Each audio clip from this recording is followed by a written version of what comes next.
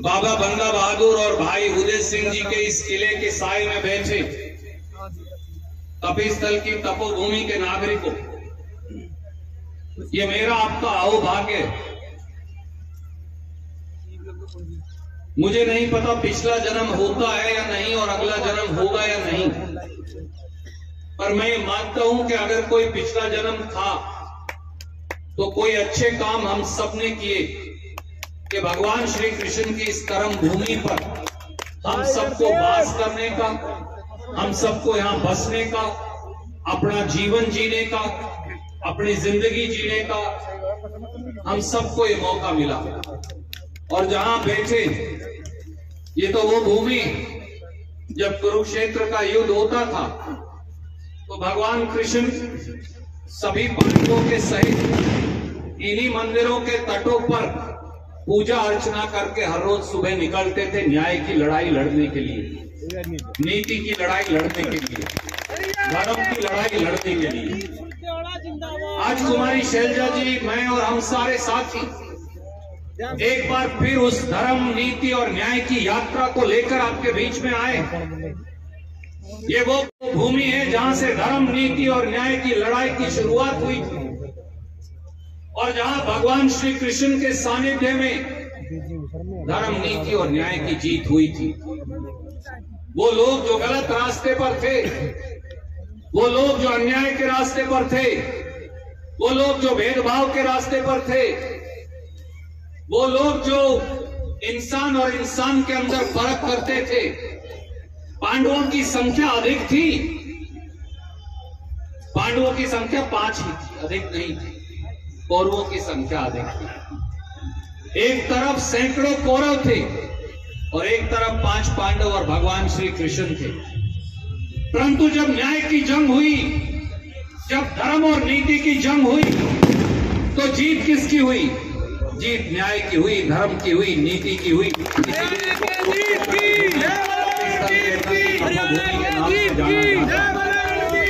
मेरे बुजुर्गों, दोस्तों, साथियों, आज फिर एक बार फिर ये कांग्रेस संदेश यात्रा राहुल गांधी जी, खड़गे जी का संदेश लेकर आई। हमारे नेता राहुल गांधी कन्याकुमारी से कश्मीर तक 3500 किलोमीटर चले। हरियाणा में आप में से बहुत सारे साथी उनके साथ चले। सर्दी में, गर्मी में, बर्फ में, आंधी में, तूफान में, और एक बार फिर दोबारा से 6500 किलोमीटर की यात्रा पश्चिम से पूर्व तक की राहुल गांधी और कांग्रेस पार्टी कर रही है। कांग्रेस संदेश यात्रा हो या भारत जोड़ो न्याय यात्रा हो, उसका संदेश सीधा हरियाणा, हिंदुस्तान में अब न्याय होकर रहेगा, आप कोई रोक नहीं सकता। नीति का शासन होगा, धर्म का आचरण होगा, बराबरी का हक सबको मिलेगा। अब कभी कोई दलित, पिछड़े, गरीब, छोटे किसान, छोटे दुकानदार, महिला और नौजवान के हक पर कुठाराघात किसी शासक को नहीं करने देंगे। साथियों, कौरवों की तरह आज के जो चंडीगढ़ और दिल्ली के शासक हैं, उनकी संख्या ज्यादा दिखती। कौरवों की भी संख्या 100 से सैकड़ों के अंदर थी। उनकी फौज भी बड़ी दिखती है, उनकी फौज भी बहुत बड़ी थी। उनके पास हथियार भी ज्यादा दिखते। इनकम, आज भी इनके पास कई हथियार हैं, इनकम टैक्स, ईडी, सीबीआई और ना जाने क्या क्या।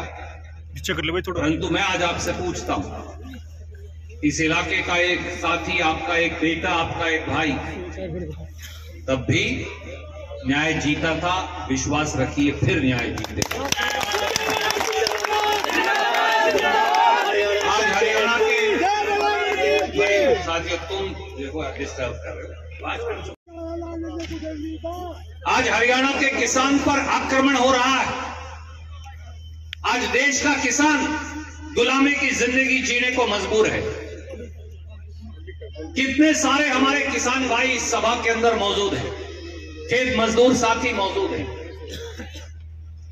जब दिल्ली के दरवाजे पर आप दस्तखत देकर न्याय मांगने गए थे तो हरियाणा में दुष्यंत चौटाला और मनोहर लाल खट्टर जी ने आपके रास्ते के अंदर नश्तर गड़वा दिए थे, बैरियर लगवा दिए थे, पुलिस की संगीनें लगवा दी थी, पुलिस की गोलियां आपकी तरफ, आपकी छाती की तरफ पुलिस की गोलियां और बंदूकें सामने करके हजारों की संख्या में खड़ी कर दी थी ताकि आप खुद की राजधानी में न्याय मांगने ना जा सके।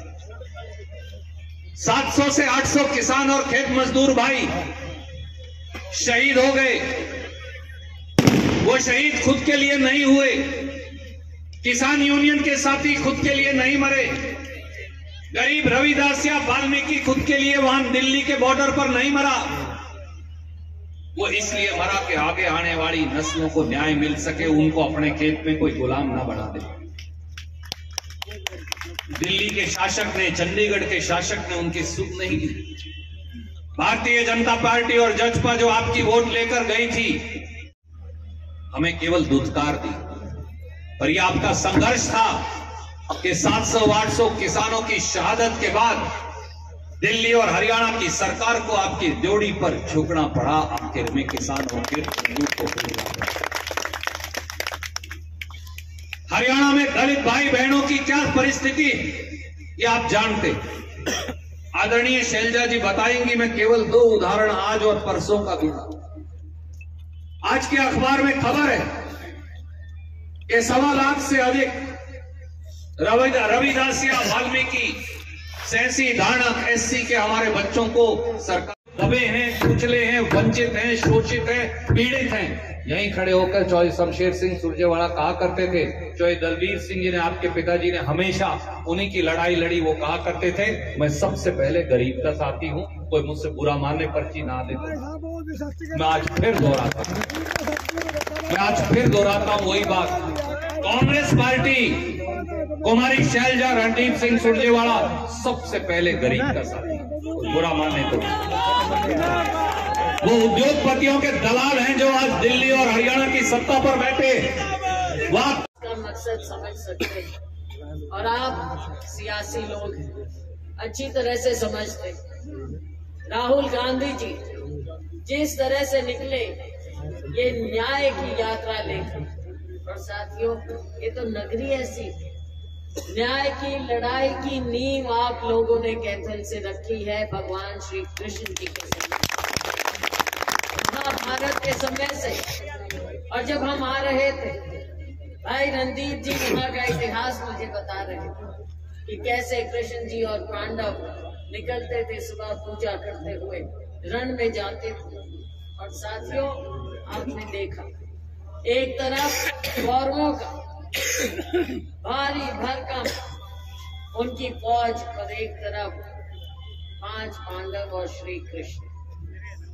न्याय यही होता है, हमने तब से सीखा कि न्याय के साथ जहां जो खड़ा होगा जीत उसकी होगी। दूसरी तरफ कितना ही बल नजर आए, लेकिन अंतिम जीत जो सच्चाई के साथ खड़ा है उसकी होगी। पांडव क्या थे? 5 गांव भी नहीं, गरीब, उस समय का गरीब पांडव। आज भी वही लड़ाई है, पांडवों की लड़ाई। और राहुल गांधी जी जो न्याय यात्रा लेकर निकले, आज उसी का हिस्सा हम बनकर निकले हैं। नारे लगाते हुए, स्वागत करते हुए तो हमें इतना समय लग गया। साथियों 2-3 बातें कहूंगी। भाई रणदीप जी ने बड़े तफसील से बताया, बातें तो बहुत सी हैं, लेकिन मूल बात यही है कि जो आज हम निकले हैं, भाई रणदीप जी, किरण चौधरी जी और मैं अपने असंख्य साथियों के साथ हरियाणा में जो ये